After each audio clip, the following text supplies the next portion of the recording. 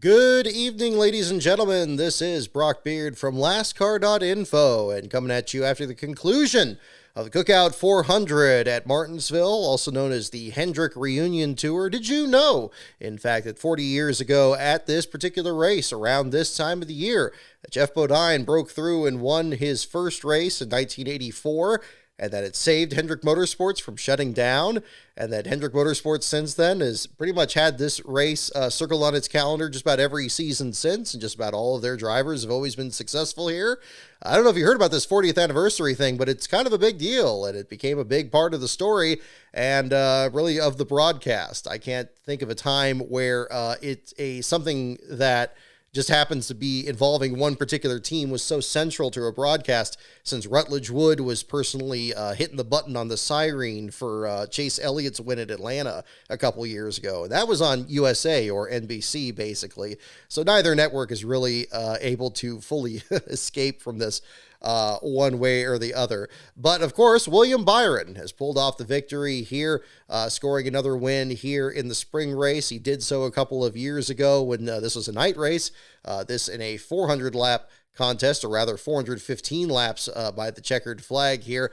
Byron leading Kyle Larson and Chase Elliott in the first 1-2-3 finish by a single team at Martinsville. Kind of surprising that hadn't happened already in either the Car of Tomorrow or the Gen 6 era there, given that Hendrick has been so consistently fast at this track over the years. But regardless, Kyle Larson in the second spot, 55 hundredths of a second being the margin of victory. And so we did have a winner in the t-shirt contest. Big thank you to everyone for submitting their entries in that there. Mitch from Michigan was our winner on that. He guessed very close to that. He guessed 525 thousandths of a second. So it came very close to that. William Byron being the lowest classified of the four Hendrick drivers. Again, wearing another one of Home Field shirts here today. This is not a sponsored stream by any stretch of the imagination, but definitely wanted to wear one of their shirts on here because, again, their licensing agreement. Very interesting. Some interesting stuff they have. Check out homefieldapparel.com if you're interested in that. But again, big thanks to them for sending over some shirts here. I want to give them a shout out here at the start of this. Again, Byron, your winner over Larson and Elliott. Bubba Wallace with a fine run in this after starting on the outside pole, being beaten by Kyle Larson by 1,000th of a second for the pole position here. But regardless, was really in and among the leaders all day long. I understand he was very excited over the radio at the finish by finishing in the fourth spot there. His friend Ryan Blaney in fifth. Joey Logano takes home sixth. Tyler Reddick, the other 23-11 entry, in seventh. So a fine showing for that effort. Alex Bowman, again, the lowest Hendrick driver, in eighth spot. Ryan Preece in ninth, and Chase Briscoe in 10th. We did see some strong performances out of Stuart Haas Racing last couple of years, short of actually pulling off a victory here, but definitely another positive indicator here with them finishing ninth and 10th. Despite a late race restart, that being from John Hunter Nemechek. Looked like it was going to already be a top three finish for the Hendrick team, and then we ended up having John Hunter Nemechek with a right front tire failure and also a fire behind the right front. Luckily, he was checked and released from the infield care center. However, his car was still on fire, even as it was being towed to the garage area, so a bit of a hair-raising moment there. One of only two bits of attrition in this race, very similar to what we had at Richmond, with extremely low attrition. The short track package, one way or the other with the next gen car, we just are simply not seeing. First of all, if anybody makes like even minor contact out there, even just a minor incident, there never seems to be any serious damage to any of these cars. We saw some pretty hard hits door to door between drivers like Joey Logano and so forth, and never really having any serious damage to the cars. Does speak well to the durability of the cars there. But mechanically, really just the John Hunter Nemechek situation. David Starr falling out of the race because of a power steering issue. Starr, in his first race in the next-gen car, has now completed, pending the results of post-race inspection, has completed the last car Triple Crown, meaning he has finished last in at least one Truck, Xfinity, and Cup Series race. He is the 43rd driver to do so. In the first one this year to be able to lock that in. So again, congratulations to David on that one there. I think it's another measure of longevity in the sport too, given the fact that his first Truck Series last place finish was actually way back in 1998. And it's easy to forget that he only has about 17 Cup Series starts since he's driven for part-time programs before and on a part-time basis over such a long period in his career between these different cars. Starr doing the best to stay out of traffic after he lost his first lap about 15 to 20 laps into the event there. Was still staying in the high groove for pretty much the entire rest of the race there. At one point, did make contact with Denny Hamlin, at least that we saw on camera there. Car was actually getting a good amount of camera time for the sponsors that were on board with the 66, but unfortunately a difficult day for him. And David sounded utterly exhausted there when the power steering was going out into the beginning of the corner and through the middle of the corner, and then it would, for some reason, snap back into action again on the corner exit, and that just became too exhausting there. It's amazing he almost completed the entire distance, completing 311 laps, so just under 100 laps short of the finish there. But regardless, that is going to be I believe the ninth different driver to finish last in the number 66 at Martinsville, each of them only finishing last here once. A list that includes both Hideo Fukuyama and Darrell Waltrip and Todd Bodine, Timmy Hill, Joe Nemechek, Roy Tyner. A interesting cross-section whenever you get into Martinsville stats, given how old this track is, things of that nature popping up. But David Starr, with the first last place run for Motorsports Business Management this year, I believe the 66th in Cup for the number 66. And again, one of the most prolific numbers you see in last place standings there. But I'm sure he's very exhausted after that one. We didn't see any footage of it there, but certainly from the way he sounded over the radio there, it was a challenging day for him at that same time. Another driver that's probably going to be going away a little bit irritated, I would say, would have to be Denny Hamlin, who seemed to be one of the only drivers outside the Hendrick group that was really going to have something for the leaders here. Being able to lead a chunk of the race, winning stage 2, had a fine showing here at the same time, but the pit strategy at the end, called by the crew chief, just wasn't the winning strategy. He ended up pretty much stranded on pit road with a few back markers back there and ends up finishing the race in the 11th spot. Apparently there was some kind of an incident on the final lap, but the cars kept going. I don't know exactly what the situation was on that. Unfortunately, that seemed to be a common thread between the Truck Series, Xfinity, and Cup Series this weekend, is even larger than usual holes in the quality of the coverage that we've seen here. Looking at the race results, I do see Ross Chastain 8 seconds back in the 14th spot as the final car on the lead lap. It's possible that whatever happened perhaps involved him. Todd Gilliland, the next car in line, was 2.2 seconds back of the leader, with Eric Jones in 12th, 1.898 seconds back. So whatever incident occurred, it must have, I'm sure we'll have footage turn up, because that was definitely the situation with the Xfinity Series race yesterday. But yeah, tough break for David Starr. Hope he's doing okay. He's a really, stand-up guy. One of the ones I presented a last car certificate to at Phoenix a couple of years ago, was on the good fortune to be on his podcast with Dominic Aragon, and we had a great conversation there as well. Very much a student of the sport there too, which I think is very enjoyable too. Whenever you talk to him or people like Carl Long or Mike Harmon, you'll get stories like that. On that same note, I'm very happy to say, I'll go ahead and front load this here at the beginning of the show here, that the next episode of 500 Days is coming together very nicely. I have to re-record a line from it here after the show tonight, and then I should be able to render the first version of it. So I'm hoping to get that released very soon. So certainly this month, and then hopefully have it in the Patreon this week, I think would be fantastic. We'll have advanced access for the Patreon before it goes online, and then hopefully work further along here on next projects coming up. So definitely look forward to that. Those of you who have enjoyed or perhaps not enjoyed the opinion pieces on the channel, luckily that's not the overall trajectory of it. That's something I'd still like to maintain along the way, but it's not going to be the only thing on the channel here. So hopefully we'll have a good mix that'll at least be interesting to everybody. So I'll have a mix of opinion stuff and historical context, and of course the big flagship series between both 500 Days and Rise of the Field fillers will be continuing as well. So big push on that this year, now that we have the Derek Cope book released.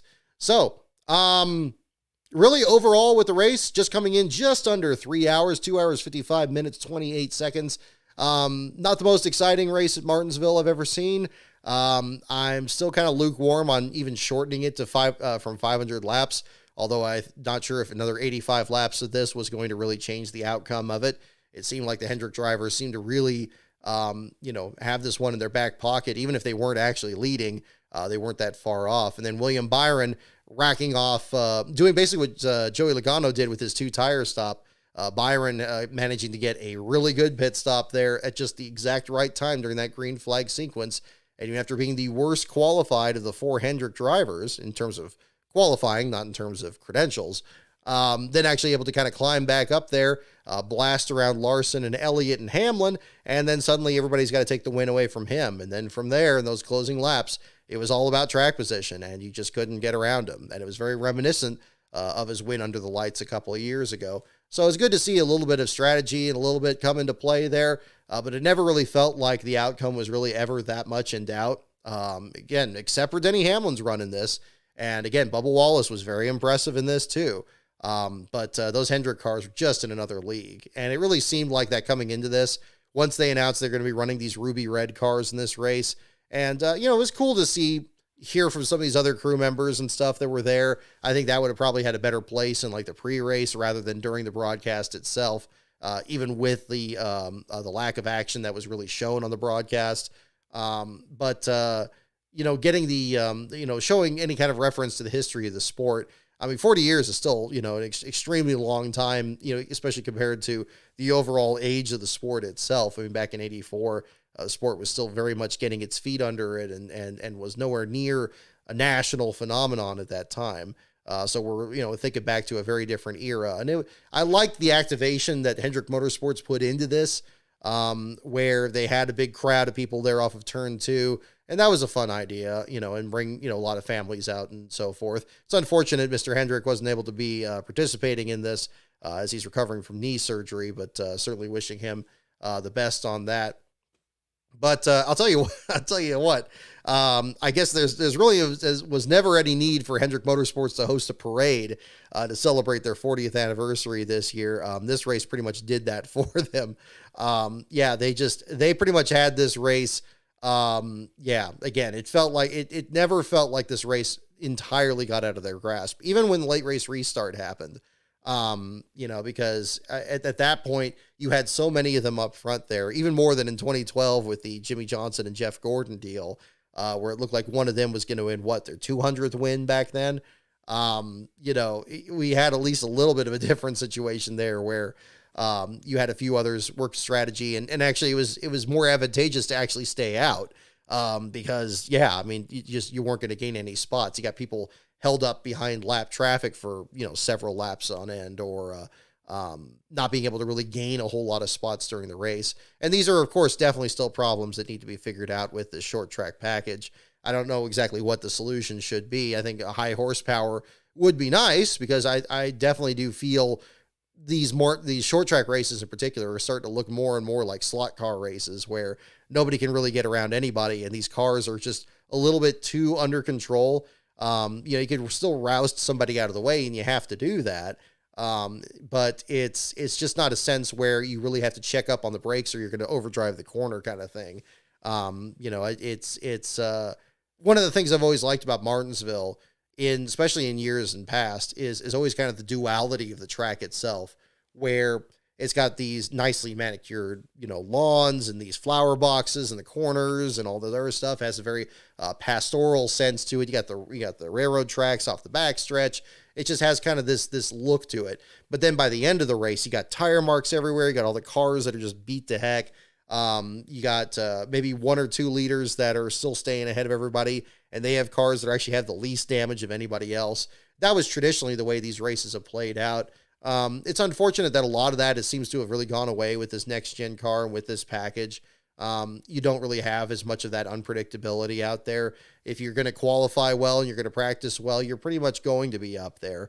The cautions, if they do fall, which are pretty rare in and of themselves, it's not going to change the strategy too much, and then maybe the most we would see is something like we saw today here with Hamlin, where it just basically took him out of the equation in general. So that was an unfortunate deal there. Hopefully we can get something that's a little bit more of a, I don't know, some kind of a halfway measure here.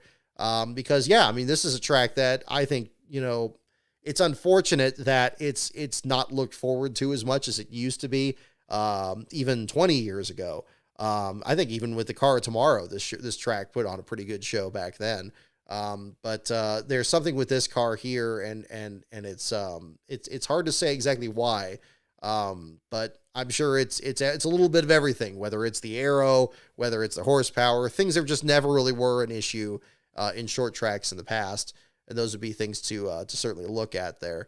But it's not that this is the only track we've seen this at. We've seen this at places like Phoenix. We've seen this at, Richmond just last week. It's unfortunate to have a stretch of these races here that play out in such a similar manner here. I mean, not every race is going to be a really crazy race. It's not every race is going to have a photo finish or even a late race caution or any of that kind of absurdity going on here. I think that does make the other races that are exciting more exciting.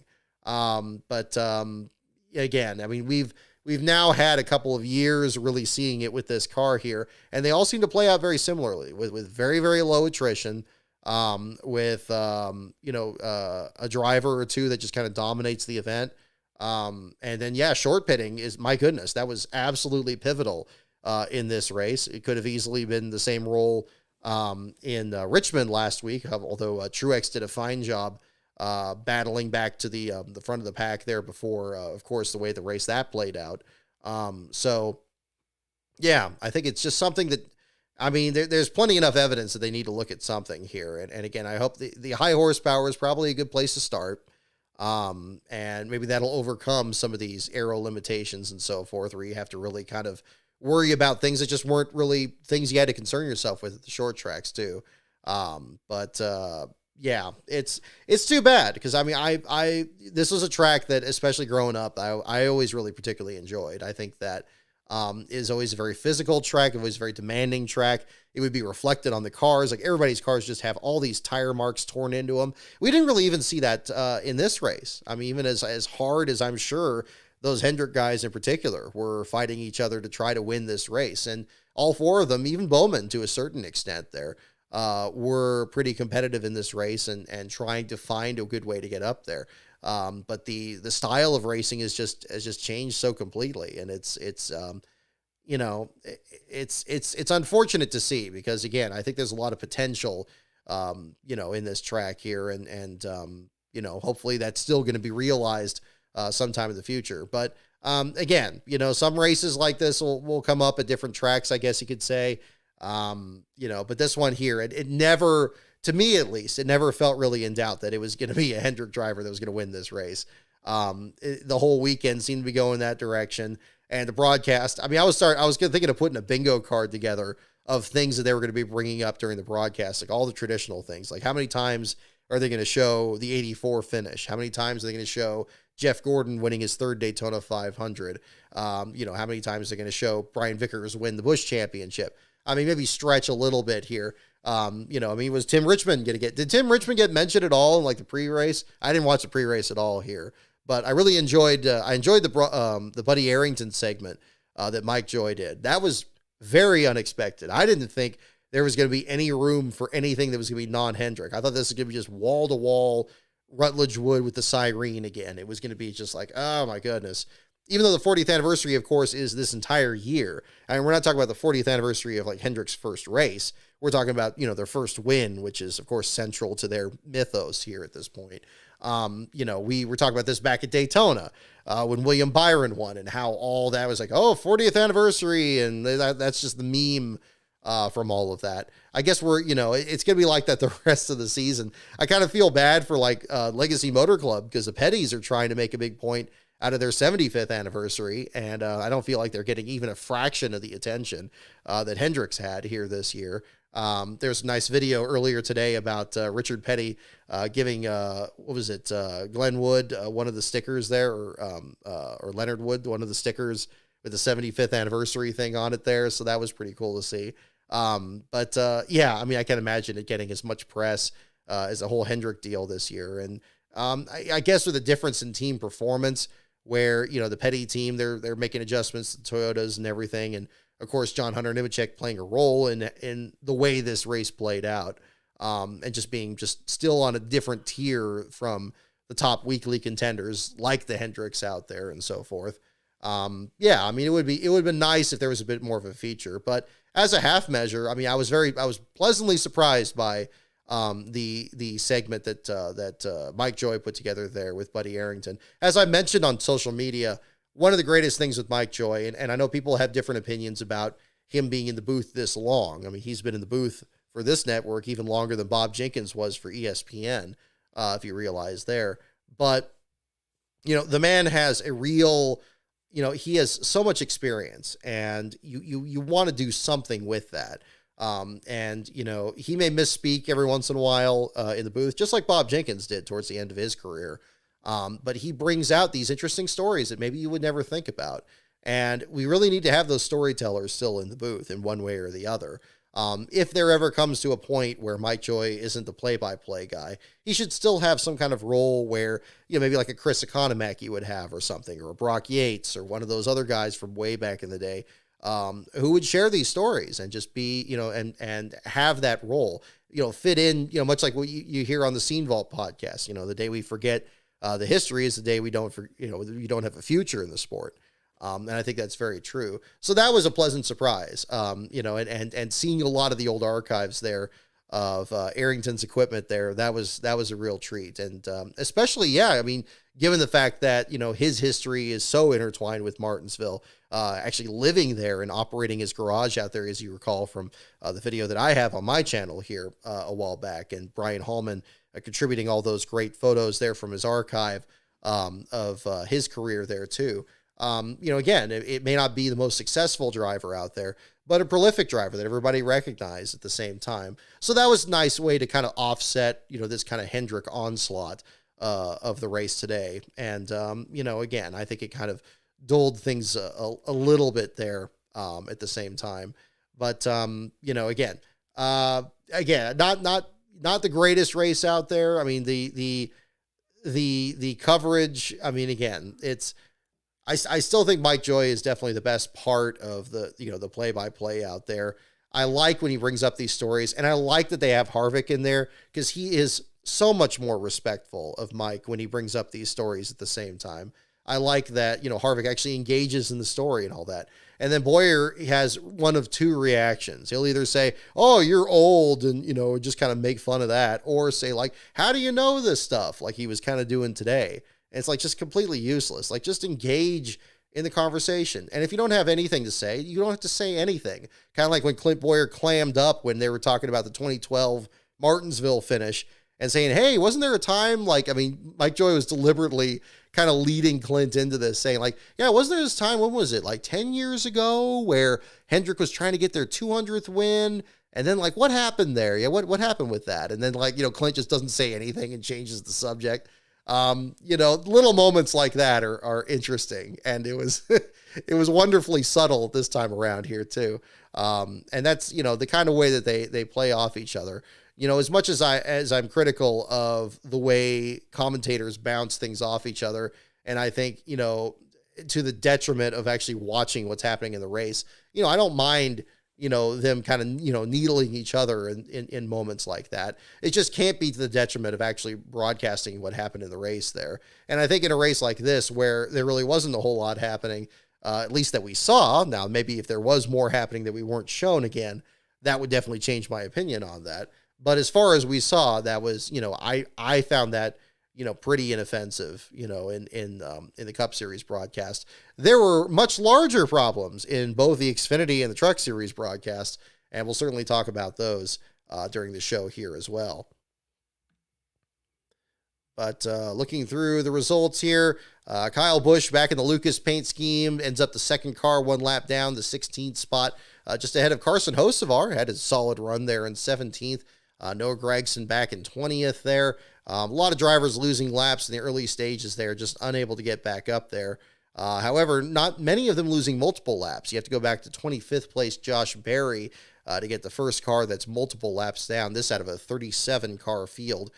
Ricky Stenhouse 2 laps down. Justin Haley seemed like he was having some issues with the brakes early on, was locking him up quite a bit, saw a lot of smoke coming off his car. However, he ends up back in the 30th spot, still stayed within 2 laps of the leader, finishing ahead of 2 Spire Motorsports entries in Zane Smith and Corey LaJoie. LaJoie had an unscheduled stop for a loose wheel that thankfully wasn't as catastrophic as what happened to Christopher Bell, where it seemed to almost wrench the support of the suspension loose in his car. Bell still finishing 4 laps down to the 35th spot as a result of that incident, climbing past John Hunter in the final moments. Austin Dillon's first race with his new crew chief did not exactly go to plan, finishing back in the 34th spot, 1 spot behind Harrison Burton.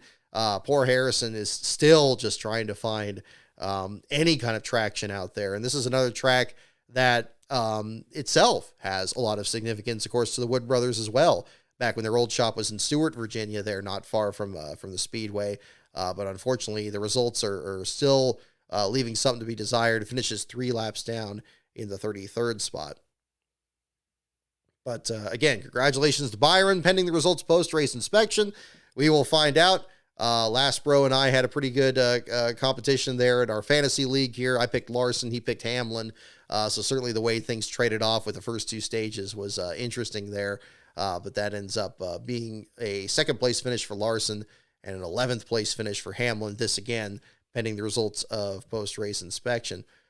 Going back, we'll turn back the clock here into the Xfinity Series race. If there's anything else I'm skipping or missing from the Cup Series effort there, definitely make sure to mention it here in the chat, and then I'll go ahead and jump into that there too, and we'll go into that. The Xfinity Series race, lot to unpack here. Eric Almirola, first of all, being able to pull off his first victory for Joe Gibbs, not his first Xfinity victory ever. Of course, even just recently won the Sonoma race last year for RSS Racing out there. But Almirola pulling off the victory there in the number 20 car. Good for him. He pretty much was dominating that race, led 148 of the 251 laps. Being able to actually celebrate a victory, unlike back in 2007, where he was infamously swapped out for Denny Hamlin at the behest of the sponsor. Going into the race at the Milwaukee Mile, dovetails very nicely into our discussion of bushwhackers from just last week. Sam Mayer in the 2nd spot, Chandler Smith in 3rd, in a car that was completely rebuilt after an incident in practice. Carson Kvapil finishes 4th in his Xfinity Series debut, another indication that Dale Jr. really seems to have a good eye for these short trackers and where to put them. After Bubba Pollard's great run at Richmond, Carson Kvapil coming home in 4th, just ahead of Justin Allgaier, leading the, basically having him be the, I was about to say the top finishing JR Motorsports car, but not quite, but you had 3 of them in the top 5 there, and Kvapil being among them. Sheldon Creed in the 6th spot. I know there's a lot of opinions out there about that aggressive move that he made hopping over the curb there in turns 1 and 2 on the final restart. I'll tell you this, one of these days, Sheldon Creed, the move that Creed makes is going to be the move that needs to be made, and that'll be the day he'll finally actually win one of these Xfinity Series races. I know he can be very aggressive, and he gets a lot of these situations where he just loses it by the most agonizing of margins. But much like we saw with Daniel Hemrick, even though we're still waiting for his 2nd career win, when he does break through, I don't know if it'll be quite that dramatic as it was, but even though he's driving for basically the same team that Hemrick drove for those couple of years ago, that'll be a moment that'll be worth the wait there for sure. But regardless, Creed coming back in the 6th place finish, Sammy Smith in 7th, Cole Custer, Jesse Love, and Josh Williams running at the top 10. Shane Van Gisbergen surviving the action at Martinsville to finish in the 11th spot. Dropping further back here, we did have a little bit of a snafu by the broadcast there at the end. Things are getting very tight at the back of the pack there. And Anthony Alfredo and Ryan Ellis made contact towards the end of this after Riley Herbst hit the outside wall. We saw a replay of Herbst bouncing off the wall, and then a fraction of a second later as the 43 piled in, and then there was just no follow-up to that at all. Just absurd. I mean, you have one of the smallest tracks out there. You shouldn't be missing anything that happens. I mean, if you just glance at the track, you could see like what was happening one moment to the next. But, again, this is something we've seen from a lot of Fox broadcasts, and this Xfinity one, I think in particular. I'm still not a big fan of Adam Alexander's delivery. I found it just as kind of boring and easy to just ignore as usual. I think that bringing the drivers in there to liven things up is a worthy effort to try. However, I don't think that the ones they had in the booth in there didn't really add too much to it, which was unfortunate. There's replays of that big pileup that happened in turn 1 on lap 71, and nobody seems to know what to say, and they're just kind of like, they just have this kind of deflated, disappointed tone. And even if that is somewhat appropriate, because you're just kind of, you're like, oh, these guys were going to have such good runs, and now they're taken out. There's a different way you can do that. And I'm not saying you have to go all the way to, screaming, soccer announcer there. But at least something that can kind of scale things back a little bit. I think that would have been, it would have been perfectly appropriate to just point out, like, who this person's involved and this person, this guy was having a good run and now he's on the apron. There was something to that nature. But I don't know why it's so flat. I really, there's a decent discussion about this earlier today. And I know one person was bringing in, throwing their hat in the ring, from iRacing and talking about broadcasting, digital races and actually trying to describe the action that way. And he was kind of viewing it from the standpoint that it's very different from what actually happens at the track. But I would argue it's actually not that different. Maybe the access to pit reporters would be the big thing, I would say for sure. But again, you're reporting on live action as it happens and you're keeping it engaging. That may be the direction that people need to really look at and what works there, versus, what doesn't elsewhere. I'm starting to get the sense from a lot of these broadcasts, especially Xfinity and trucks this weekend, that the people that broadcast this just don't like racing. And that's a pretty startling, realization to have when you have people that have been involved in racing for so many years, whether it's Michael Waltrip or Phil Parsons or Joey Logano or Austin Hill or Ryan Blaney or any of these other people in there too. It just doesn't fit right. And, again, there's been history of people that have been big figures in the sport that just don't really quite have that element. Richard Petty never really succeeded, as a broadcaster. Ernie Irvan for the same reason. Ray Evernham, in that sense. I think Evernham wasn't really too bad. But again, there's a different mix of personalities. There's nothing against what they've accomplished, as a competitor.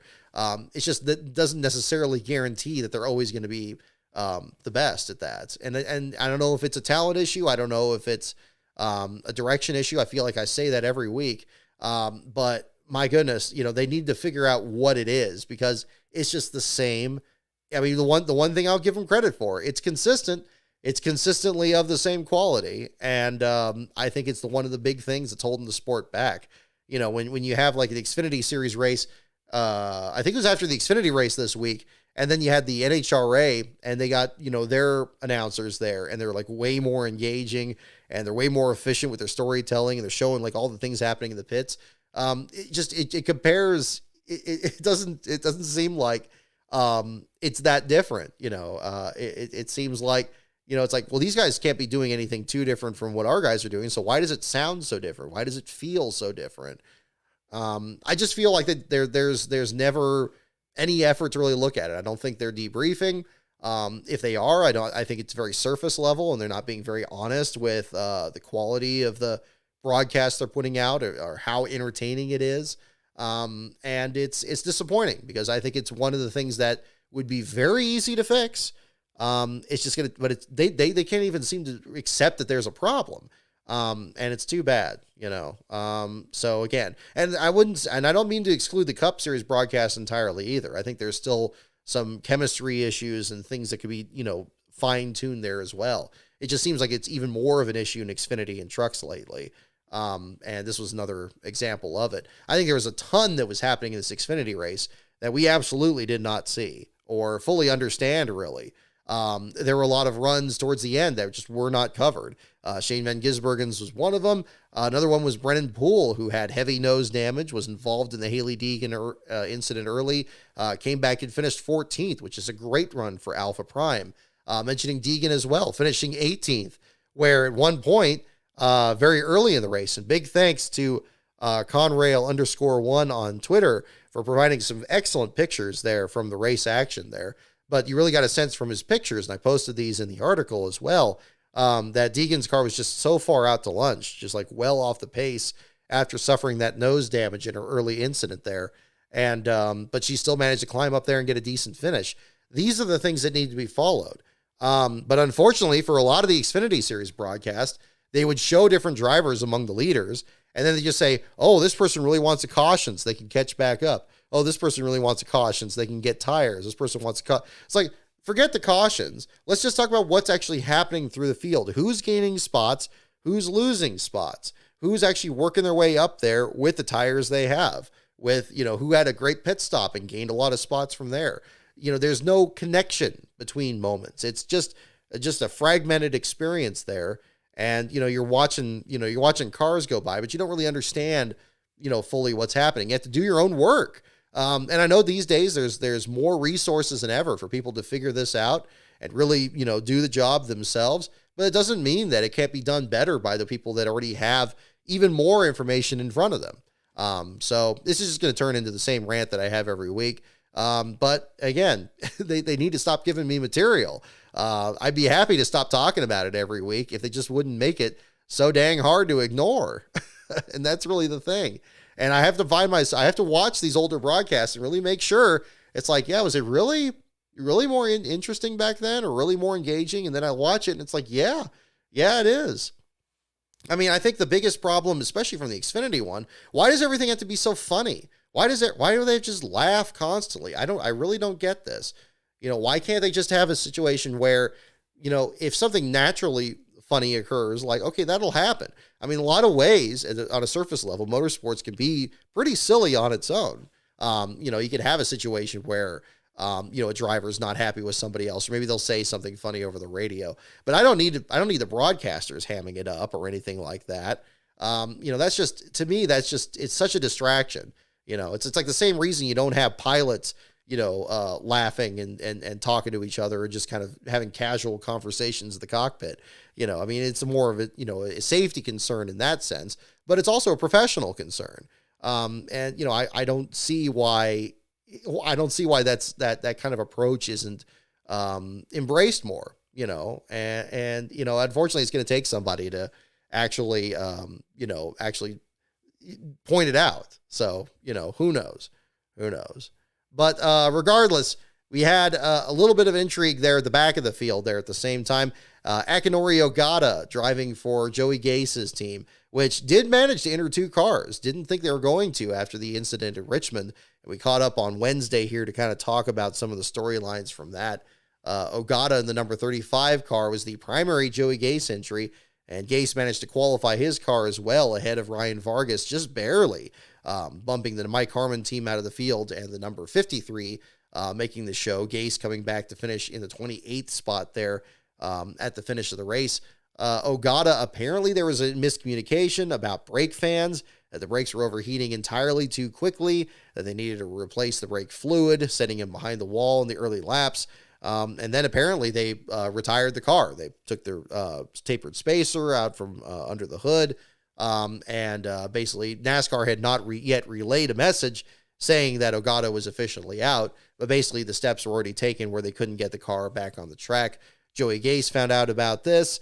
And, when they had the big pileup on lap 71, he could have gained, 5 or 6 spots there if he just completed a few laps, maybe 20 or 30. But unfortunately, by then, the team had pretty much backed up, and they couldn't get the car back out there. So that was an unfortunate deal for them, especially having the rough run in the bottom 5 that Gase had last week at Richmond, and then Ogata this time around here too. So it ends up being kind of a short night for him. And Ogata's first last place finish in his Xfinity career. Really, all 3 races this weekend had a driver score their first last place finish in each of the top 3 series here. So that ended up being kind of a big story here at the same time.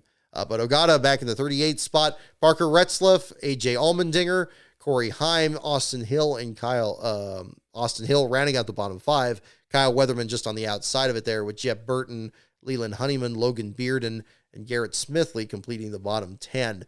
But again, Ogata being another different last place finisher this year.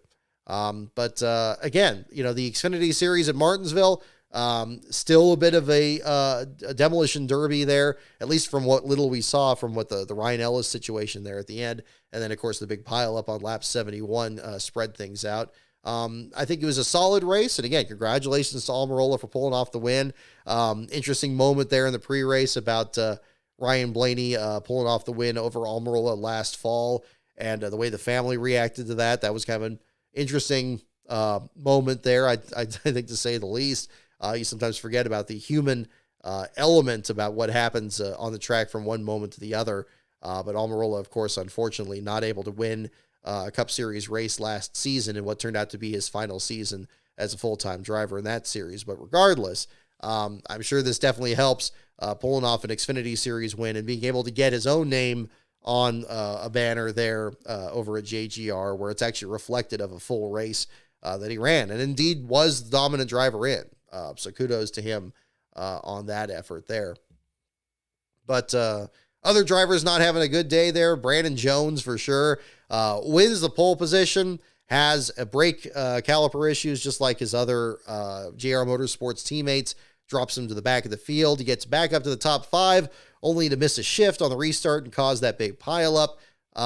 He still tries to get at least somewhat of a decent run, manages to get back in the top 10, and then he gets collected in the last lap accident with Ryan Ellis and Riley Herbst there at the end, and Jones ends up the last of those 3 to finish in the 27th spot. If we still had the Goodies Headache Award in the Xfinity Series, forget Sheldon Creed, I would definitely make sure Brandon Jones would have been the recipient of it from that Xfinity Series race at that point. Orlando Lion fan club. I see your question there about how is Dylan slower than Starr at one point. Yeah, a lot of people pointing that out from the Cup Series race there today. I have no idea. I don't know what exactly the problem was with the number 3 car here. Obviously their first race with a new crew chief. And David Starr struggling with the power steering. Shouldn't have been possible for Dylan to have been even slower than Starr there at the same time. But apparently that was a situation, and whatever the problem was, I'm not entirely sure what the issue was. I wasn't listening to his radio as much as Starr's, and this was another tricky one where basically the last place battle took 3/4 of the race here. But did Dylan not have any power steering? Okay, that would explain it. That would explain it then. I wonder if it was the same issue. I wonder if he had the problem where he couldn't, it was working for only part of the corner. Because again, with Starr, that was the thing he was very particular on, really from about, I wouldn't say from the start of the race, but definitely after like the end of the first stage when he can actually talk to the team, is that it wasn't working on entry and the center of the corner, but it was working on the corner off. And the team, it was to such a point where Starr thought the car was really tight, but the car looked like it was loose because I guess the steering box would, or the, not the steering box, but the power steering would kick back in. I guess they bring the car back around a little bit and would oversteer at the corner on the exit. So it just confused the team, and they didn't want to wad the car up there. I don't know if that was Dylan's situation, but yeah, that would definitely be a problem for sure. Let's see. Yeah, Ryan Sieg with another difficult run there back in the 17th spot. Anthony Alfredo, I was impressed with him until the last lap there, and unfortunately getting involved in that incident there with Ellis and the 98 there with Riley Herbst. Alfredo was looking to be in a position for a top 10, is, again, much like we saw out of him last couple of weeks here, really him and the Our Motorsports effort, trying to elevate that program, started 7th. Title sponsors race, the Dude Wipes company sponsoring his number 5, sponsoring the race itself. I certainly can't blame, Ellis for being frustrated with him at all. I mean, that car was just totaled after the race, and that's going to be a difficult stretch for the Alpha Prime team. But Alfredo's team at the same time hopefully has some less controversy down the stretch here and actually puts together a good showing there. And for Alpha Prime, I'm glad that Brennan Poole had a good finish there at the same time. Mentioned him earlier coming back from the nose damage, and in fact finished ahead of Alfredo in the final results. Truck Series race, going back to that, Christian Eckes pulls off the victory over Ty Majeski, Chase Purdy, Nick Sanchez, and Tyler Ankrum, your top 5. Caden Honeycutt got involved in a number of incidents that jumped him back into the 9th spot and also got him sent to the NASCAR hauler after the race, him and his crew chief there. I'm not sure of the outcome of that, or if there's going to be any penalties or whatever. But regardless, another fine run. Honeycutt has a disproportionate number of top 10 finishes in very few Truck Series starts. He's never really been a full-timer in the series there, so it's good to see him have a good run. And Mason Massey, I think, is another one of these drivers that's become a really surprising driver in both the Xfinities and Truck Series seasons. I believe at Loudon the last couple of years in the Xfinity side, him and that Brunt Workwear sponsorship have had some top 10 runs, or very close to the top 10. And then for him to have this 11th place finish, especially on a day where his teammate Blake Lothian was the last place finisher over the Young's Motorsports effort, I think he put together a fine effort. On top of the fact that Massey was your last place runner at COTA just a couple of weeks ago. So being able to bounce back and have a good finish out there, certainly a positive in his column there. So congratulations to Massey on an 11th place finish there for him. As mentioned, your last place finisher was Blake Lothian. A pipe to the radiator came loose. It looked like even during the pace laps that he came down pit road and actually had a water leak underneath the truck. They were sending him back out there hoping for the best. Unfortunately, the best did not happen, and he ended up actually pulling down pit road, saying that the truck was blowing up. They sent the truck behind the wall. Sounded like they were going to be able to hook it back up and get back out there. And in fact, it really wasn't until the closing stages, I believe about 25 laps to go, that Lothian was declared the first truck out of the race. By that point, Dean Thompson, very similar to what we saw out of Ryan Ellis in the Xfinity Series race, also saw a strong run for him go by the wayside there. Thompson qualified 8th, looked very good, looked like he was going to easily get a top 10 out of that race. Unfortunately, ended up in the wrong place at the wrong time, like Grant Enfinger had somebody get in the back of him. Enfinger banged doors with Thompson, cut down the left front tire on the number 5, and Thompson had a very hard hit. Thompson indicated that it didn't look as spectacular inside the truck there, and he, of course, very fortunately walked away from that one there. But regardless, a poor finish for him back in the 33rd spot. Another hard luck driver in that series to watch. Lawless Allen, another one that qualifies. He got a lot of damage in another later incident there. Him and Justin S. Carroll in the bottom 5 there. Justin S. driving a black version of his number 90 truck there. Ends up finishing in 32nd. Lawless Allen in 31st. And then Cameron Waters from Australia completing the bottom 5 there after a rather spectacular exit. Getting some damage running in the back of his teammate Jake Garcia over at the Thor Sport effort, and ends up erupting in steam coming into the garage area there too. So a bit of a surprising situation there too. I want to give particular thanks again here, and I want to make sure I mention this. I mentioned on social media. Big thanks to Adrian Gale, who provided some fantastic information on Cameron's career there in Australian supercars and Bathurst and so on. Big thanks to him on that, because again, I really enjoy doing these driver profiles and the entry list storylines each week. But sometimes my resources maybe aren't the best ones, or maybe, again, somebody else that follows a driver's career much closer can add some other information. So big thanks to Adrian there for providing the extra information there on the number 66 there, and look forward to seeing him compete. I understand from the broadcast, we did see that apparently Waters is looking at competing at Kansas later this year. We don't know if it's the spring or the fall race, at least last I heard. If it's the spring, that's actually the next race that we're planning on covering here. I know I touched on this a bit on last week's show, or at least last Wednesday's show. But right now, we have added the Kansas Speedway tentatively to our last car coverage for this year. That I'll be traveling out there covering the ARCA National Series event, as well as the Truck Series and Cup Series for the, I believe it's the Ambetter 400 weekend there. So that'll be interesting. That's a track we haven't covered yet. This will be our 12th different track that we've done last car coverage on. We have another, I think, 18 of the Cup Series tracks that we haven't quite reached, or I guess the other standalone events there. But we're still ticking them off the list, and that's something we're looking to do for you guys. So there will be another door magnet coming up here pretty soon. We'll be doing some more trackside updates there for the track, and that'll be really exciting at the same time. So look forward to that. And then, of course, our race at Sears Point coming up in June. And I guess we got to talk about this, too, now that we've kind of gone full circle here with this. Again, congratulations to Christian Eckes for a dominant victory in the Truck Series. Ty Majeski coming close after winning the pole. Just didn't quite have it there at the end and got past there, but still had a fine showing. I was surprised the broadcast was so negative on him towards the end, and but one way or the other, again, I didn't feel like they were that far off, as at least as far as they made it sound.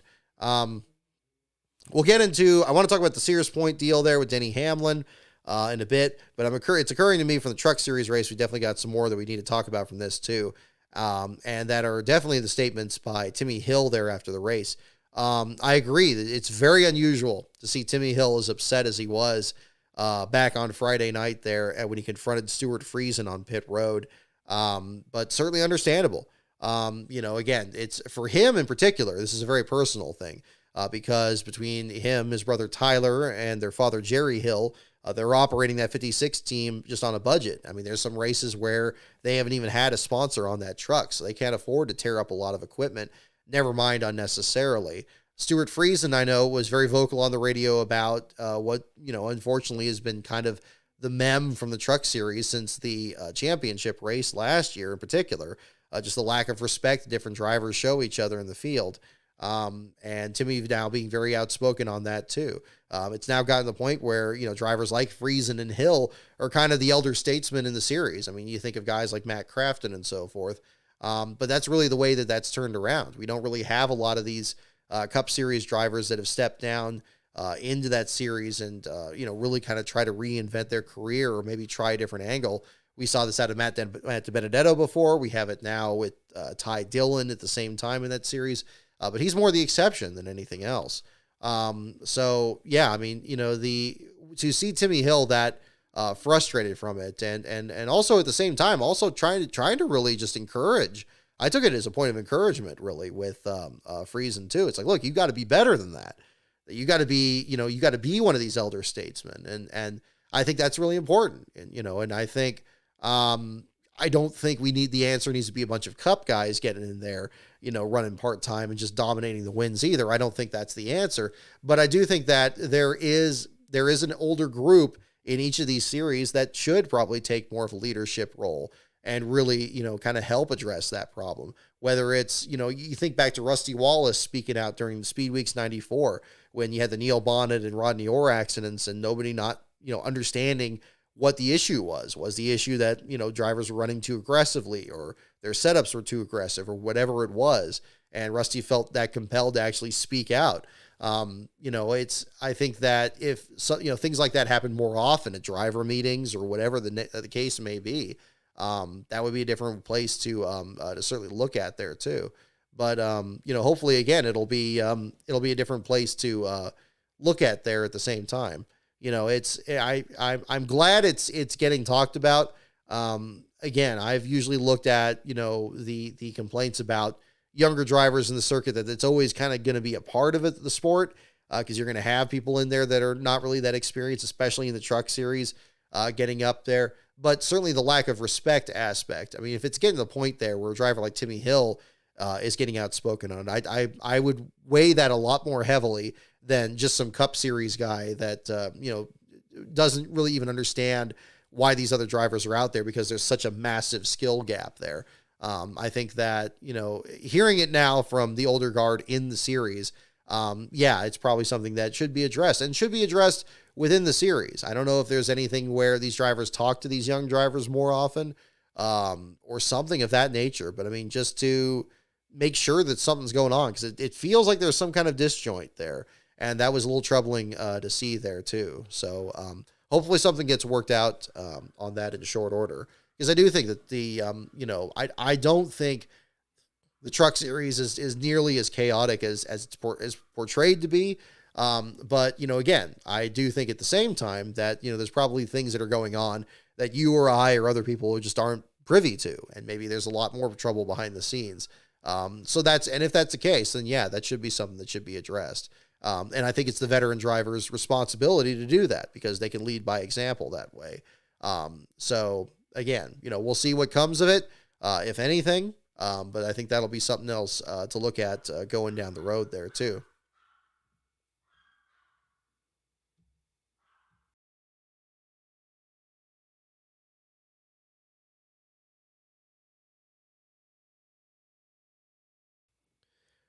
Alrighty. So I do want to snap back to the Cup Series deal here with the controversy that really stemmed from there we go, really stemmed from the issues during the Sears Point weekend here. I understood they have a sports car race this weekend. I'm just looking at our buddy Kyle Foster over at Napa Sports here, saying that yep, the track surface is held up well during this weekend's sports car events, but it was a bit difficult to pass. He's reporting there from the track. So this again, big thanks to Kyle Foster at Napa Kyle on Twitter there. So definitely the controversy over the track surface coming up. I did get some questions on this, especially after posting the Green Sears Point video earlier. I guess it was last month, back on March 11th. We did the laps around there. People asking if you noticed any surface coming up. So I want to address this again here too. No, I didn't notice anything with the surface coming up during that. I was filming the laps there as Last Pro was driving us around there. Didn't even hear anything with like pavement coming up or anything like under the car or kicking around. I anticipated when we did it because I remember we had our street in front of our old house repaved. And when we drove up and down that, there was all kinds of loose rocks and stuff kicking up under the car. Didn't hear anything like that on this. I mean, certainly the screeching of the tires was definitely more noticeable during all of that. We didn't really get a chance to do a track walk during it. It would have been enjoyable to do it, but pretty much during that whole segment that we were there, they just had constant laps of cars going around there, so it didn't really present that opportunity. So I never really got a good sense of the way the track looked, especially in the sections that showed where the surface was coming up, like the entrance to turn 11, which is very problematic because, of course, that's right in the braking zone for like the slowest corner on the course. Now, I think in terms of the quality of the pavement, I'm not qualified really to go into that. I can't really say, it was like it looked kind of thin when they were showing the shots that got posted on social media, but I don't know. I mean, it may be that's just the way that it looks, and maybe it just didn't stick well. I have no idea. So I can't really go into all that. But I'm not going to pretend that it's not an issue. It's absolutely a concern, and I think the track was right to treat it as seriously as they did. I was encouraged that when this came out, and there was the pavement coming up on the track, that they didn't just go around and just fill in a couple of, potholes just willy-nilly. I'm glad they didn't do that. They took it very seriously.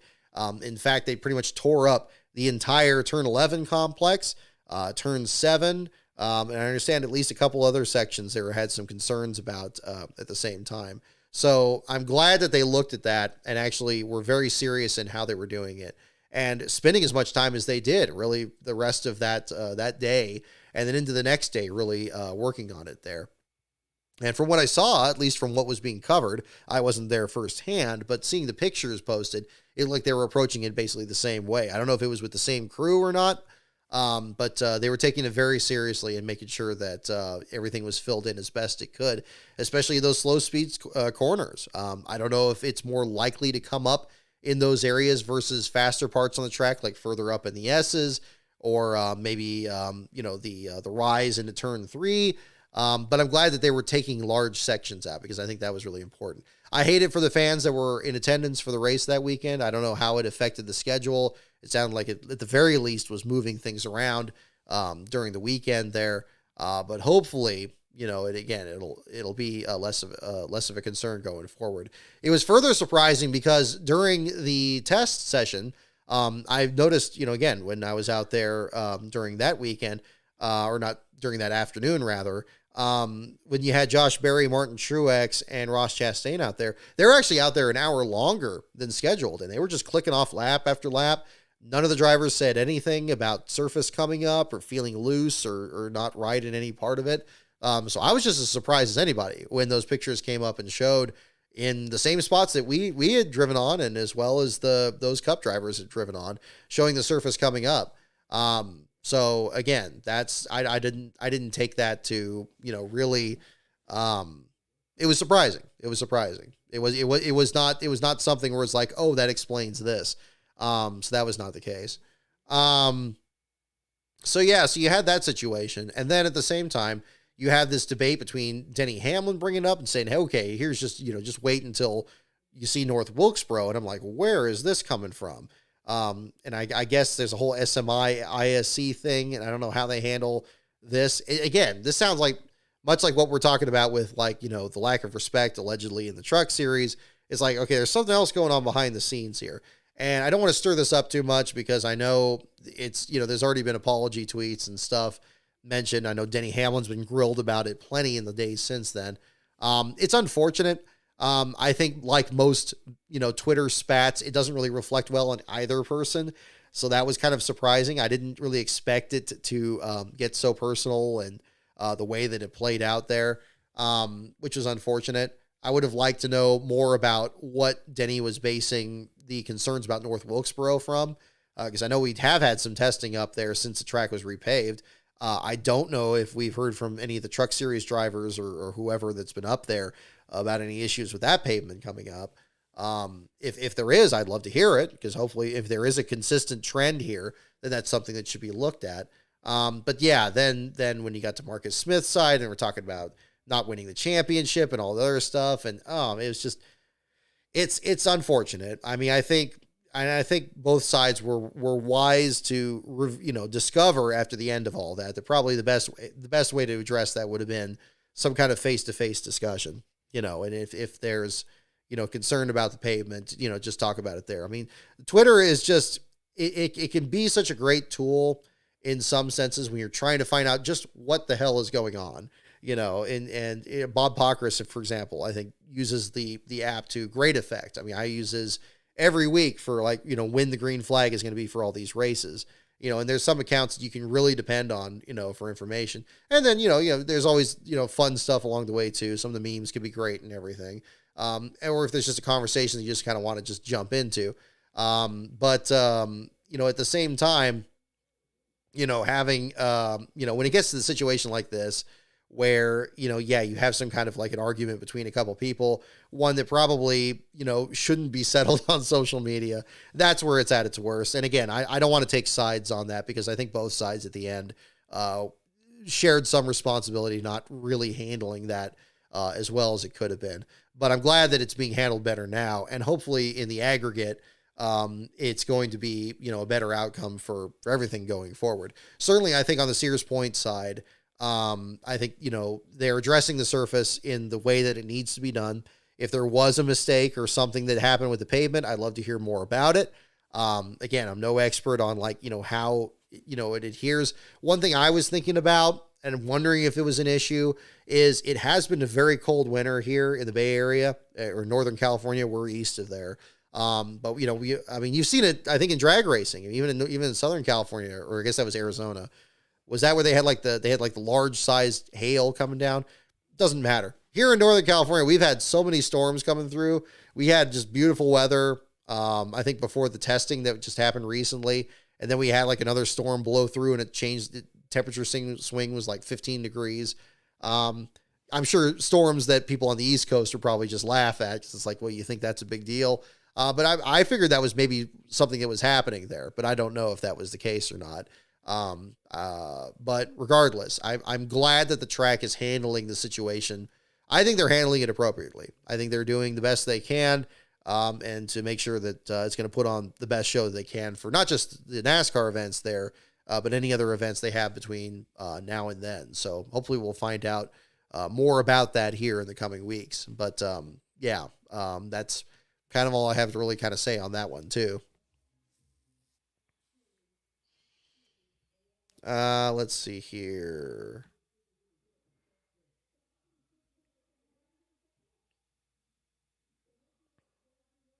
Okay. Got Texas coming up next week. That's right.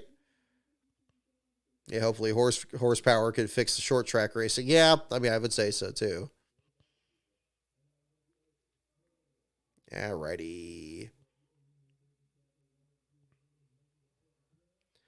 Spencer Sandlin, I see your comment there too. Brock, what car will be featured on the last car magnet when you do your trackside coverage of Kansas? I was just thinking about that. I'll have to get back to you. I'm not going to reveal it here on the show. I still need to design it. I haven't even started on that yet. What I do plan on doing is I'm going to design the magnet for our Kansas coverage and the Sears Point coverage at the same time. So we get those in. We've actually had, I'll tell you a little bit about this. I mean, if you don't mind, I always kind of have fun kind of setting these up. And big thanks again to members of our Patreon at patreon.com/lastcaronbrock, because between both you and the people that follow the YouTube channel and make sure the videos get seen as well, you guys are absolutely instrumental in helping us set these trips up here too. So we want to make sure to involve that as much as possible. So we just finished getting some of the plans set up for both Kansas and Sears Point. Looking to stay a little west of the track there for Kansas. Again, never been out there on there. So for the magnet design, we're going to try to figure, I may do something like we did with the Fontana one where, we have a past last place finisher in there. I'm going to have to look it up. We'll see. Cause I mean, that seemed to work pretty well for the last couple of here. One other thing I'm very excited about, is actually for our Sears Point trip coming up in June. There's a little bit of a throwback element to that's coming up here. And I'll go ahead and mention it on here because it's kind of relevant to that part of the discussion. So we're back in the day when, Last Bro and I were very, very young. The first time we ever attended the races over at Sears Point. Does anybody remember going to the KOA campgrounds, like growing up with that as a kid? Like, you'd have it's basically a campground, but it would have like the actual, much more casual kind of camping. They'd have like cabins and basic amenities and stuff like that. We used to go there. There's one in Petaluma that's about, I think it's 20 miles northwest of the racetrack in Sonoma. So it's actually a really good spot. And I remember the first couple of years we went there was always like a great group of like race fans and stuff that would turn out for that. And that was always a lot of fun. Like, I'm not much of an outdoorsman at all. So something like a halfway measure where you're basically like camping in a parking space, like at a KOA, that's much more my speed. But I remember we did like a tent in like one of the little gravel, like parking space things, like in 92, we first went there way back in the day. And that was cool. But then we found out they had like these little cabins there, and these cabins like don't have like bathrooms or anything in it, but they have like really basic amenities. And I guess now since then, I mean, we haven't done this. I mean, we used to stay in those cabins in I remember 94, 95, 96 at Sears Point. We stayed there. And that was great because again, locations in Petaluma, it's very close to the track.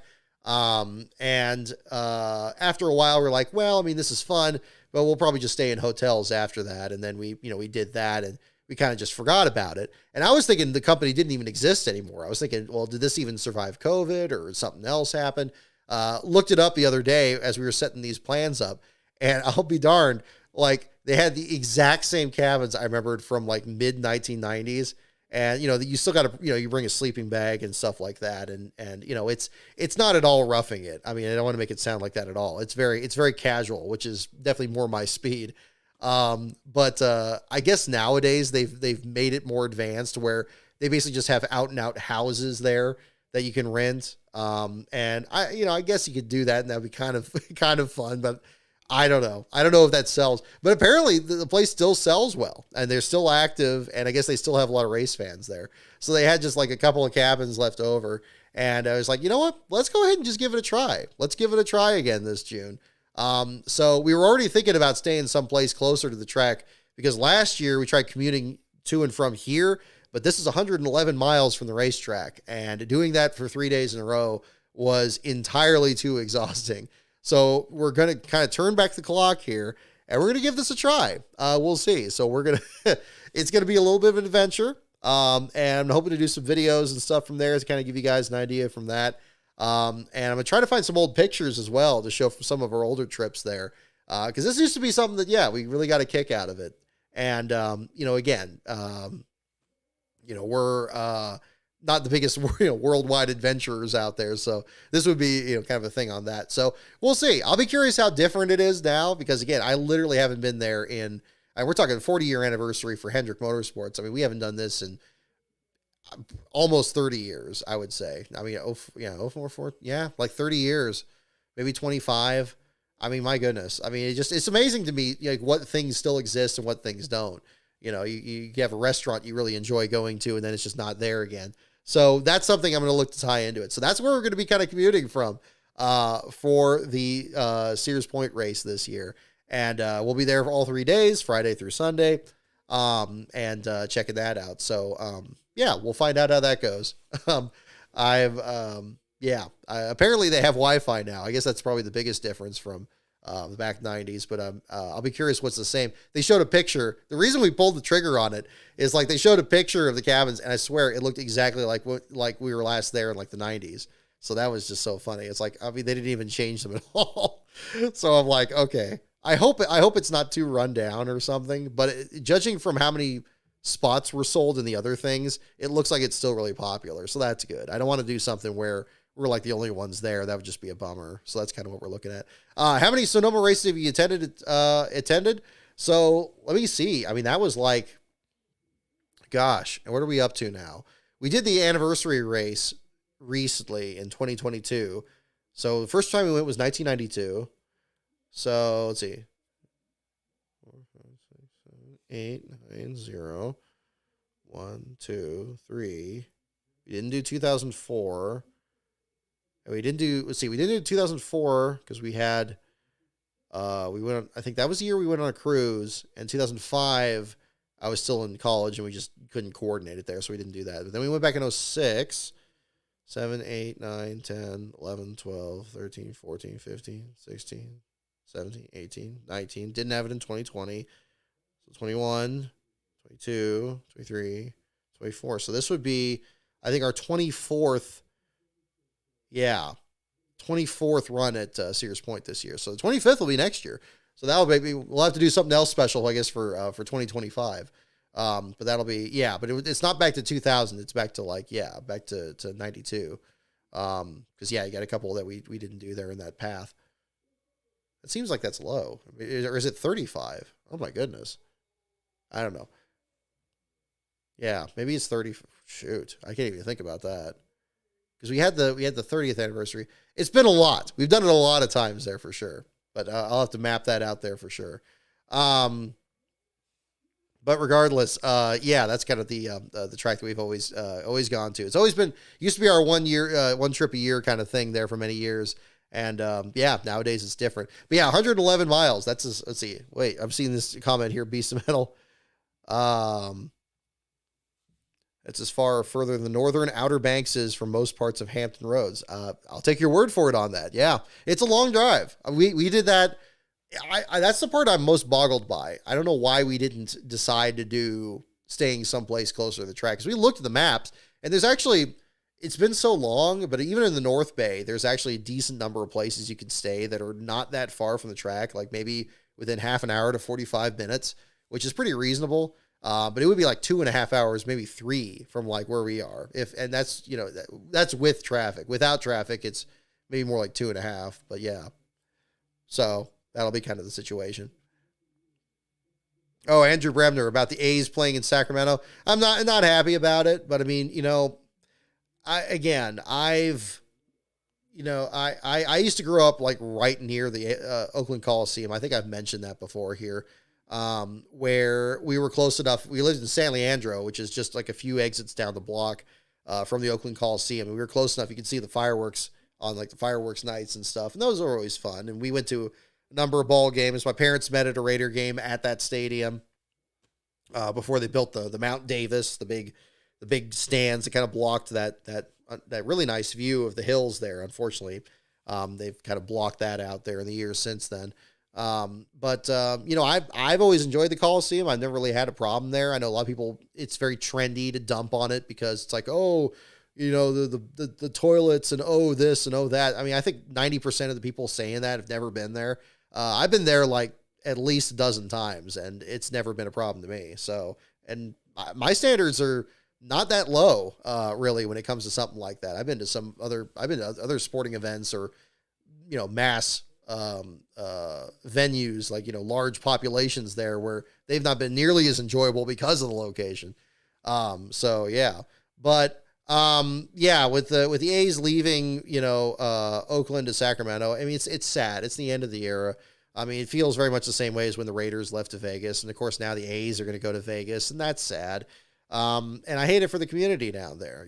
That's used to be where I grew up. We've moved east, since then and all that. But I mean, kind of the same thing with California just in general. I mean, it's a known quantity. You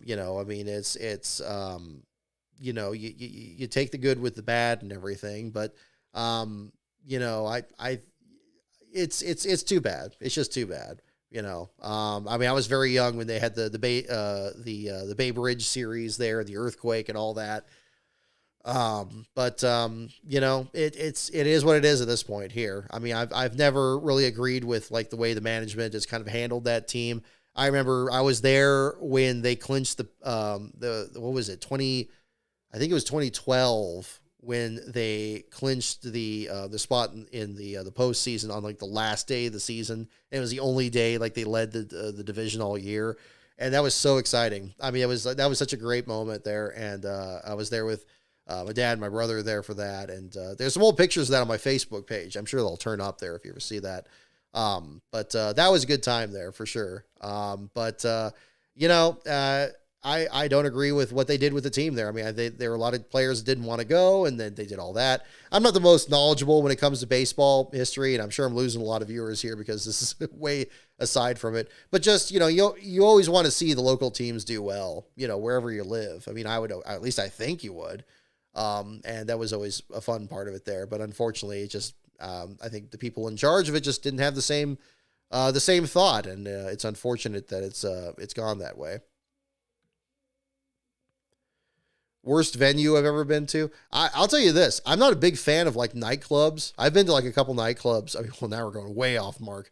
I know when I was studying in Orange County, like there would be like some clubs and stuff to go to. And I always found those like pretty unpleasant and just awful. Like, I mean, I don't know. It's not my scene. I think that's a big thing. Some people love that stuff, but that's never been me, So that's kind of more my side of it there. I found I'd rather go to the Coliseum than go to most nightclubs.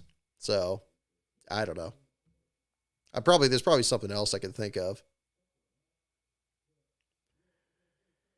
But I mean, the fact that actually when they're going to do, bring the A's closer to Sacramento, that's actually a bit closer here to LastCar headquarters. So we might still check them out. I mean, they're going to be there for a long time before they go to Vegas. So I have no idea how that's going to work out.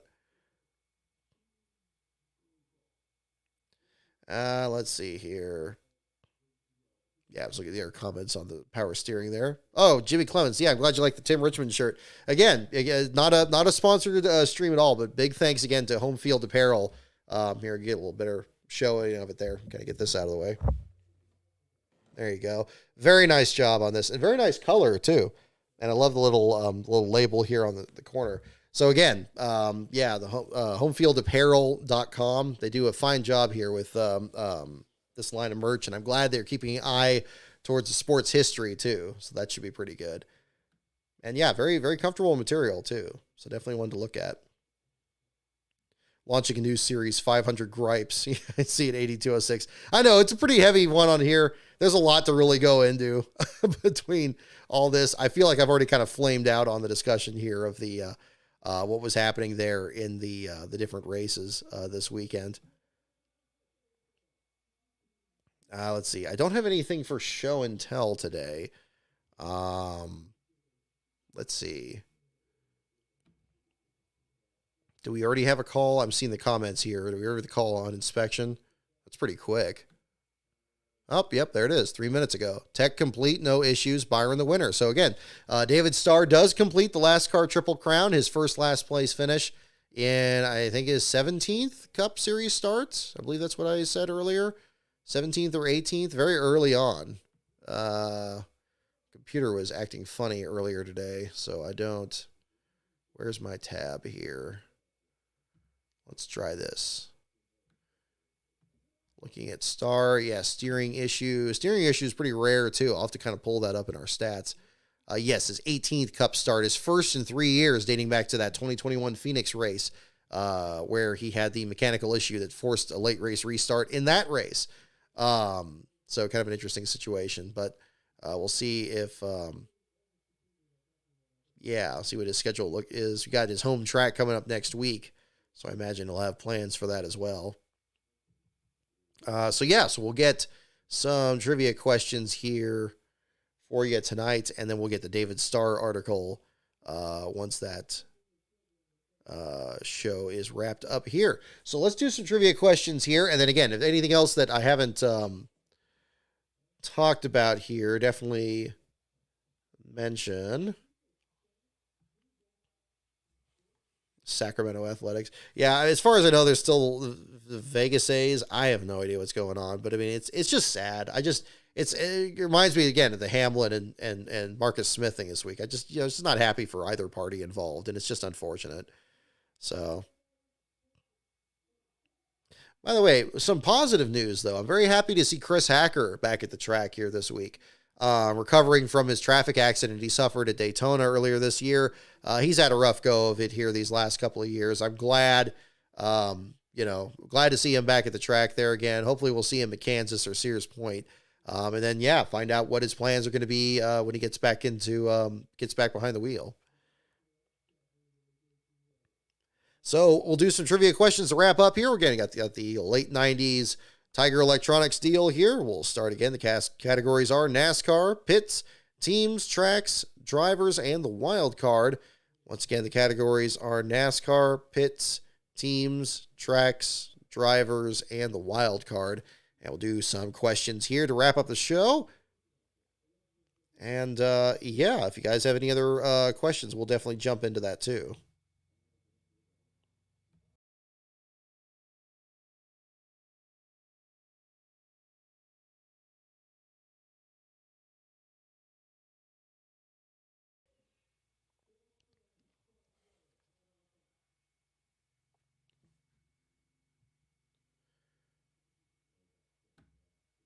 Well, I'm seeing some comments here on the thing. I'm glad people had fun with the giveaway. I'd like to do some more stuff on the channel there. I mean, it's just fun to do. Again, this home field thing just kind of landed in my lap here, and I have entirely too many shirts in my collection there. But I pull out the ones I like. Tim Richmond one was certainly among that. I'm afraid I'm not going to give this one away. This one's too cool. It captures them perfectly. I like the other two I gave away too, for the record there. I could bear to part with. It's like, okay, I'll probably be less likely to wear these. So we'll go ahead and give those away there. So I hope both winners there enjoy their shirts this week. I mailed out the one from our Wednesday contest, I believe on Friday, and I'll post the other one this week here. So let's see, what category are we on? I'm seeing more for wild card. I see 1, 2, 3, 4. I see 4 for wild card, so we'll probably go ahead and do wild card. I see a couple for tracks and teams. Yeah, okay, we'll do wild card. Alrighty. Here we go. How many years did the Dover pole jinx keep pole sitters from winning? Kind of appropriate from today's race, isn't it? They were talking about like the last time somebody won from the first pit stall at Martinsville. I guess we got something like that happening today these days. Let me read it again. How many years? So we're looking for a number. How many years did the Dover pole jinx keep pole sitters from winning? That's our first question.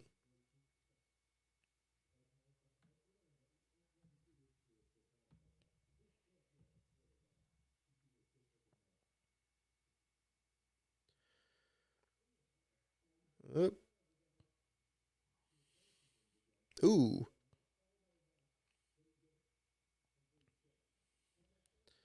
Looking at Corey LaJoie's on board of the incident at the end here. It's like Noah Gragson got turned into LaJoie's right front there at the end. I'll retweet this on my page here so you can see this as well.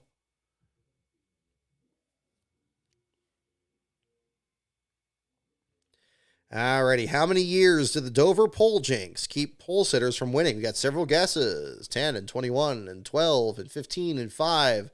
Numbers all over the place, 3,654. The answer is 14. 14 is the answer. There we go. 14 is the correct answer.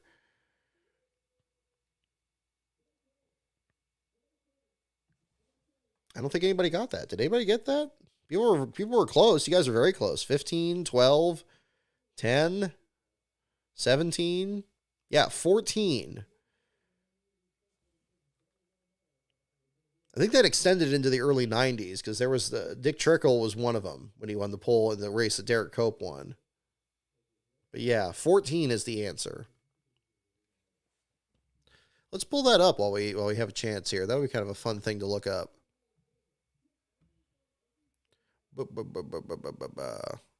Let's find out. Let's find it here. We will see. So we got Dover coming up later this month, April 28th, the Worth 400. Texas, Talladega, and then Dover. Let's see how few ones we see here. Wow, we're actually kind of in the midst of one right now. Let's see. When's the last pole sitter to win at Dover? That looks like 2010 with Jimmy Johnson. That's what I'm seeing. So I think we're well past 14. How many is it? How many is that one?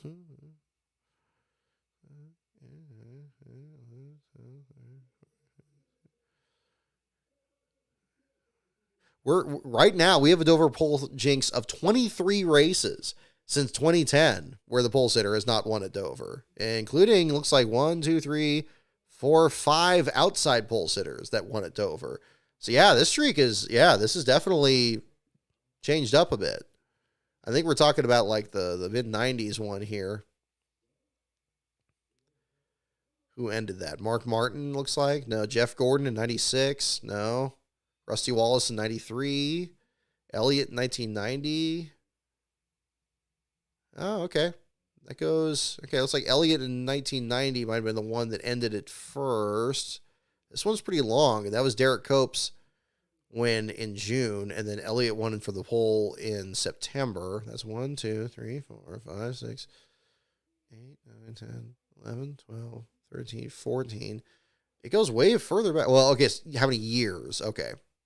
That's right. So we're talking years, not races. That's correct. Okay, well, still, it's been 14 years this year. So, I mean, okay. If we're talking 2010.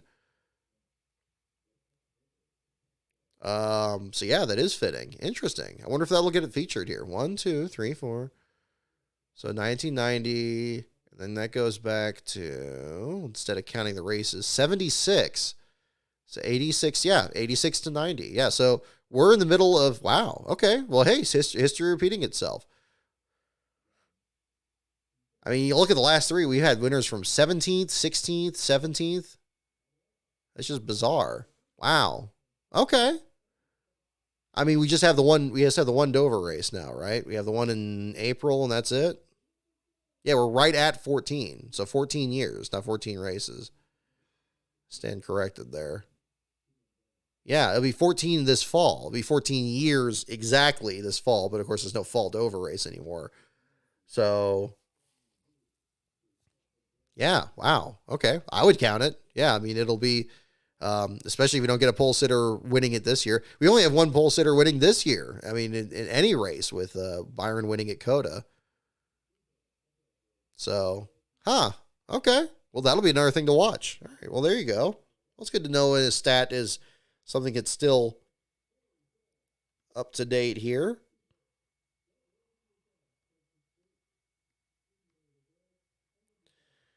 All right. Yeah, maybe. Yeah, exactly. Right to 14 years. Yeah, very close. Okay. This next one here. What driver hung a Rembrandt in his log cabin?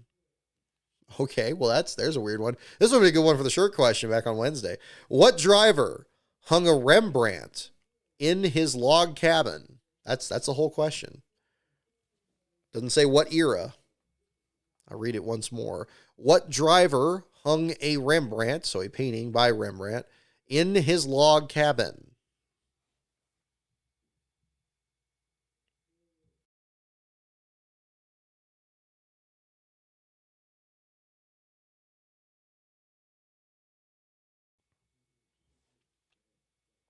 All right, we got guesses for Neil Bonnet. Dale Earnhardt, Jeff Bodine. Yeah, how many drivers even had log cabins? Fair question. I mean, I don't know. I mean, maybe it's like the KOA thing I'm talking about. Are they just in the same little neighborhood? Who knows? What driver hung a Rembrandt in his log cabin? That's the question. What will the answer be? Is it Semyon Varlamov? Semyon Varlamov? Beast of Metal. There you go. Richard Childress. Early Irvin. Early Irvin? I like that. Early Ernie Irvin, I'm sure you're looking for. Swervin Irvin. Dale Earnhardt. William Verstappen. Richard Petty. King Richard. All right, let's see. This is interesting. I honestly don't know this one. What driver hung a Rembrandt in his log cabin? I mean, I'll just say Jeff Bodine's a really good guess. No tires, just gas. That sounds like something eccentric that he would do, but I don't know. What driver hung a Rembrandt in his log cabin? The answer is Dale Earnhardt. Dale Earnhardt is the correct answer. Willie B, you got it. There you go. I was about to say nobody got it, but no, you got it. Jimmy Clements, you got it too.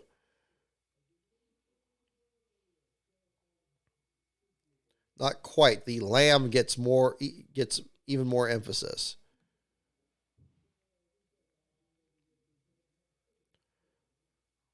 Varlamov. It just seems like it would be Varlamov. Varlamov. Is it like that? Interesting. Okay.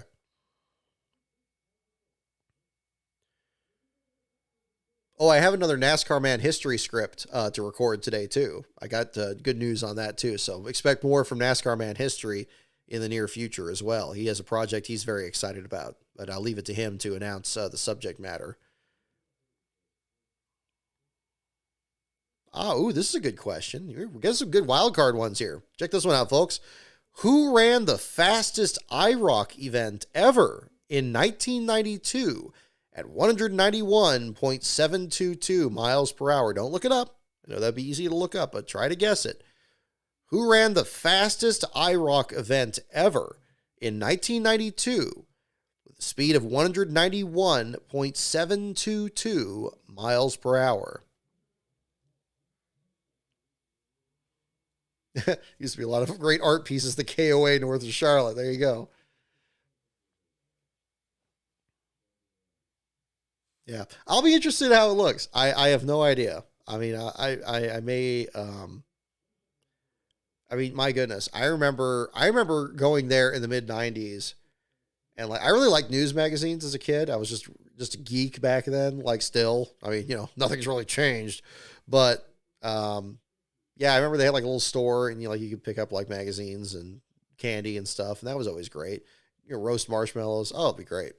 Hopefully it'll be okay. Hopefully the weather will cooperate, and we'll see how it goes.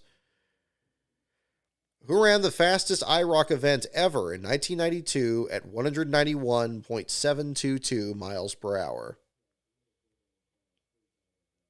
All right, we get guesses for Earnhardt and Kenseth and Martin and Earnhardt and Slapshoes and Elliott and Allison and NASCAR Man and Sam Ard and Al Jr.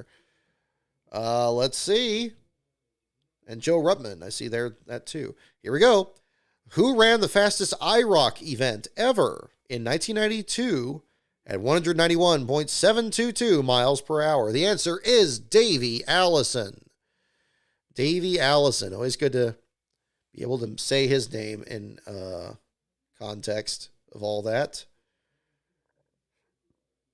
Kids Car Crazy, you got it correct. It's more Lom for what I've always heard pronounced. Wow, that name's a mouthful.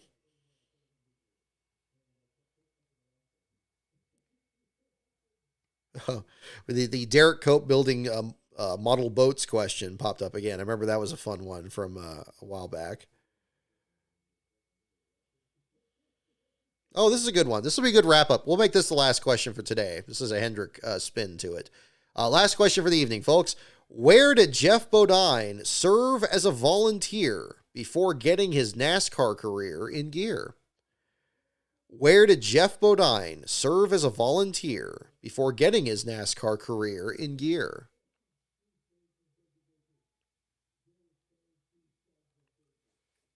Davey was your second guess. Yep, good second guess.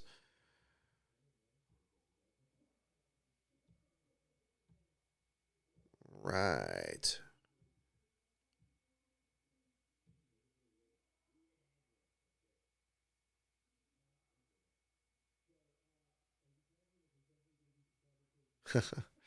There we go. I'm hearing from a few people that are planning on attending the race in Sears Point and learning about that. Oh, very nice. Checking out a couple of things here, too. All right, we got guesses for... Oh, no shirt question tonight. That's why we did the giveaway in the during the race there instead. No tires, just gas. I wanted to make it a little different from a one on Wednesday. Maybe we'll do something further down the line, though. We won't always have prizes here on the show, but when we do, I'll definitely be sure to let you know. Where did Jeff Bodine serve as a volunteer before getting his NASCAR career in gear is the question. We got guesses for fireman, grocery store in the middle of nowhere, Martinsville, Chemung Police Department, Chemung Fire Department, ShopRite, Hendrick Motorsports, Norwood Arena Speedway. Yeah, good question. Constantinople, who knows? All right, one more time here. Where did Jeff Bodine serve as a volunteer before getting his NASCAR career in gear? And the answer is, indeed, the fire department. A lot of you got that one. The fire department. Those of you saying Chemung Fire Department or firemen, looks like we got a couple of you there. Dustin Walker, looks like, oh, nope, 611 Hornet. You got just ahead of Dustin Walker. And there you go. And then also, yes, Spencer Sandlin, you got it. Jeremy Clements, you're very close. Or Jimmy Clements, excuse me. I'm sure you get that a lot. Jimmy Clements, you're very close to that, too, with Chemung Police Department. Bobsleds are good guesses, too, but that's later in his career. Definitely check out Dominic's book if you haven't had a chance yet. I'm still... I need to finish that so I can do a review of it. That's on my list. But I have not done that yet. The book's called All of It. I don't want to do a review on just part of it. So it's very enjoyable, though. I'm very much enjoying it. Alrighty, so that will do it for today here. So, congratulations to William Byron for winning the 40th anniversary Hendrick Motorsports race. He pulls off the win today over two of his three teammates there. The other one still in the top 10, so I think a red letter or ruby letter day, I suppose, for Hendrick Motorsports and everything else. Last place finisher is David Starr, who completes the last car triple crown, the 43rd driver to do so. The full write-up on that will be later tonight. Entry list storylines will be coming up this Friday for the action in Texas. So in the meantime, the Twitter feed is @LastCarOnBrock. The Patreon is patreon.com/LastCarOnBrock. You can also check out videos on this channel, including a new video. New episode of 500 Days is very close to completion. I'm hoping to get that edited after the show tonight. And we'll get that set up. Stay tuned for more information on both those bits of social media. And in the meantime, we will be back next Sunday to talk about the action in the Lone Star State as we head back to Texas and cover the action from there. So look forward to seeing you. Thank you so much, everyone, for tuning in. Have a wonderful evening, a safe week, and I'll see you all next time.